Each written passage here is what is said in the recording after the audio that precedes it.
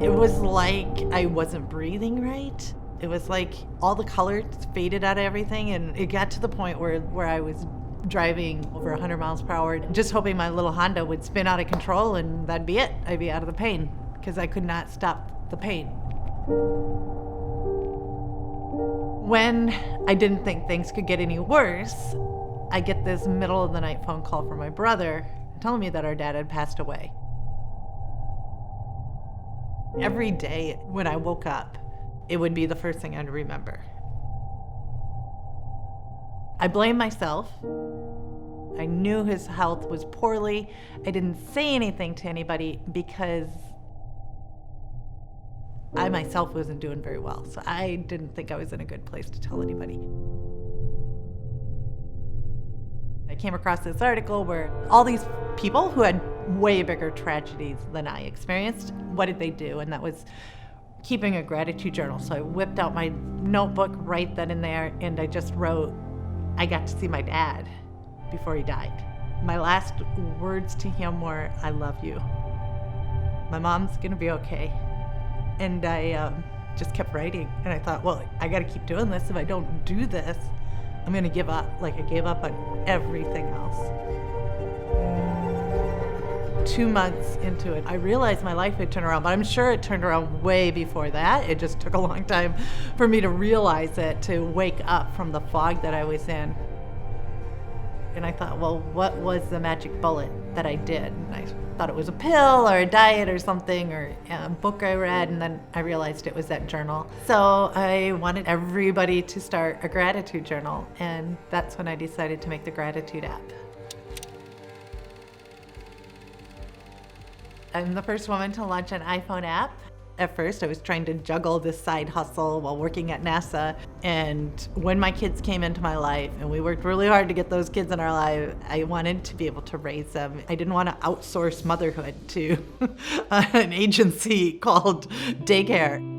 I just got up before work about 4:30 in the morning and took the development tools and the design tools and tried to figure them all out. And then by chance, I found this developer in India who helped me develop it, and I figured out the design piece, and we got it out there. Because I was the only woman at the time, it grabbed the media's attention. Magazines would pick up on it, Oprah, New York Times, USA Today, and newspapers and radio programs. All these big publications found it. All of a sudden my phone was blowing up and people were asking me to interview, and I had no idea how to interview. Carla White, one of our tech experts, she is the CEO of Gratitude Labs, back with us this morning. How are you? Good morning, Carly. It's so good. Other people who wanted to make apps were calling me up or emailing me, asking me for help, and it just eventually started to grow and grow and grow to the point where I was making more with my app business than I was at NASA. So I wrote a book called Idea to iPhone. And a woman in Colorado had gotten that book, and she contacted me saying this would be a really good lead magnet for a funnel.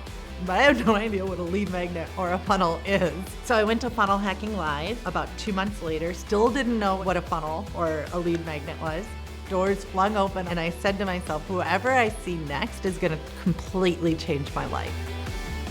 And I was blown away because for most of my tech life, I was just in that app world. Then I was exposed to this whole other world where you resell to customers, you take them on a journey, you get them together in a live event. When people download my app, I get their email address. So I had this database of 100,000 emails. And so I thought, oh, there's all these things I could be doing with this tribe of people.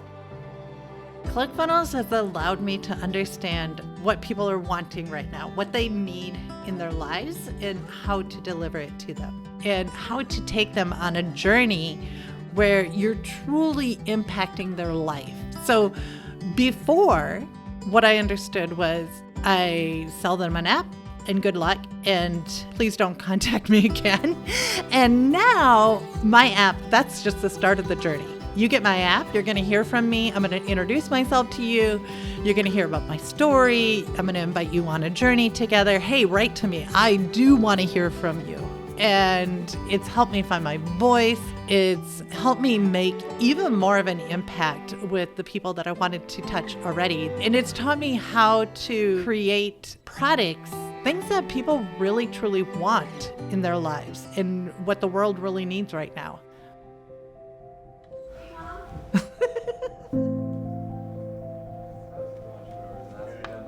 I'm a survival guy. Like, how do you live with? I'm cold. Because I know it's. You're cold?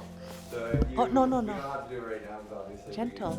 It's a microphone. Can you sing in it? Can you sing? I want to build a snowman. No.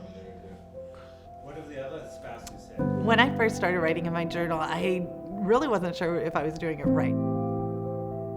I'd write the same thing over again. I woke up, I showered, I had something good to eat, and it was pretty boring stuff. It wasn't anything riveting.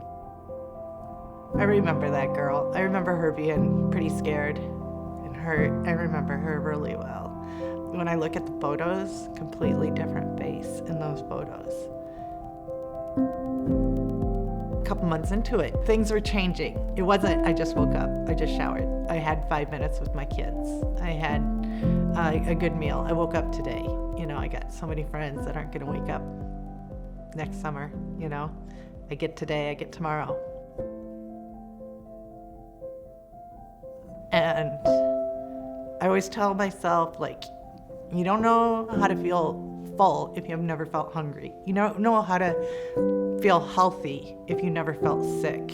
Like, you don't know the contrast unless you felt these things. So I would not know how blessed I am right now if I hadn't had these hardships. I mean, I lived out of my car for part of my life. I mean, I had to eat leftover food from somebody else's plate.